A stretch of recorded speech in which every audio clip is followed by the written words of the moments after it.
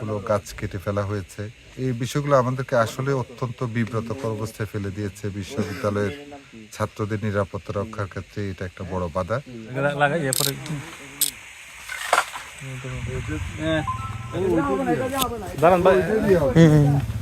সোলাই মদ উদ্ধার করা হয় আনুমানিক 35 থেকে 1 মনের মতো।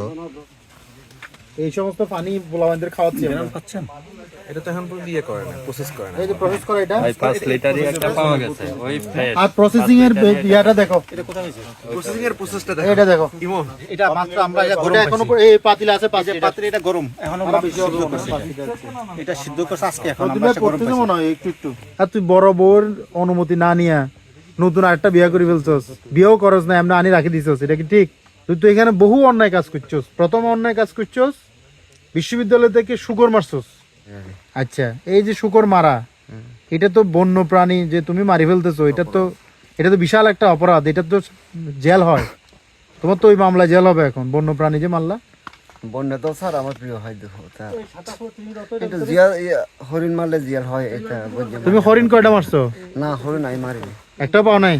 আর এই যে তুমি এই যে মদ গুলো বিক্রি করো, বানাও, না এটা বিক্রি করি না। ও আচ্ছা, এটা হচ্ছে ওষুধ। এটা এটা এটা এটা এটা এই যে 5 লিটারটা কয়দিন লাগবে? এগুলো আমি 1 সপ্তাহ খাবো। 1 সপ্তাহ? এখন তো বেশি লাগবে, বাসা মেহমান আসছে, একটু বেশি লাগবে না? আর 1 ড্রাম।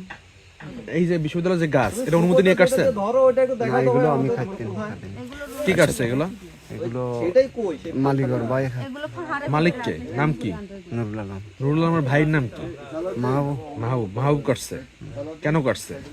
এটা জানি না স্যার। আপনি এই যে কার জায়গায় থাকেন? এটা নুরুল আলমের জায়গা। নুরুল আলম লিজ নিছে ওইটার জায়গা তো বিশ্ববিদ্যালয়। আপনি জায়গা বহুত চেষ্টা করে যাচ্ছি যে বিশ্ববিদ্যালয়কে নেশামুক্ত করার জন্য, মাদক জাতীয় দ্রব্য থেকে ছাত্রদেরকে আত্মরক্ষা করার জন্য চেষ্টা করছি।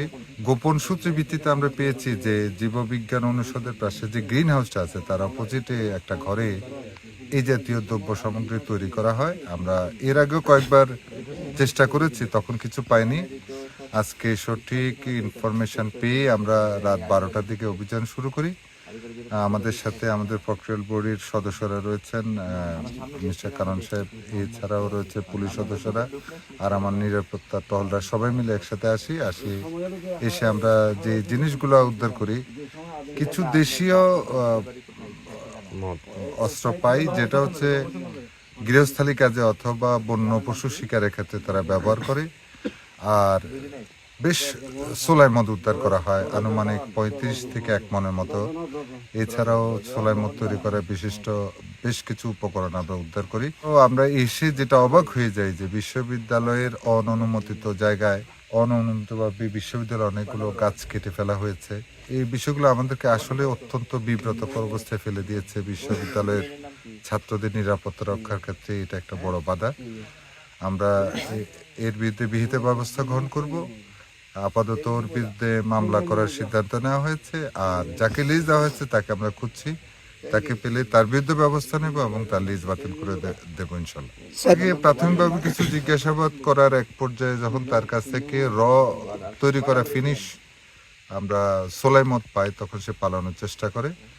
তো সেখান থেকে ধরে নিয়ে তার জিজ্ঞাসাবাদ করার পর সে স্বীকার করেছে, আগেও বন্য প্রাণী সে স্বীকার করেছে। একদম ফ্রেশ ফ্রেশ। রাখো এখানে, রাখো এখানে, রাখো এখানে, রাখো। তুই না বাদ দেবে, শোন, তুই না কইছিস ভাই বাদ নাই, এগুলো কি? না না, বান না, এগুলো ইয়ে কই, ঢাকনাটা কই? লাগাই এরপরে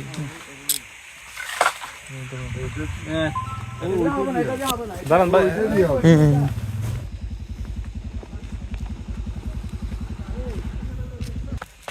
কই সুমন, কই?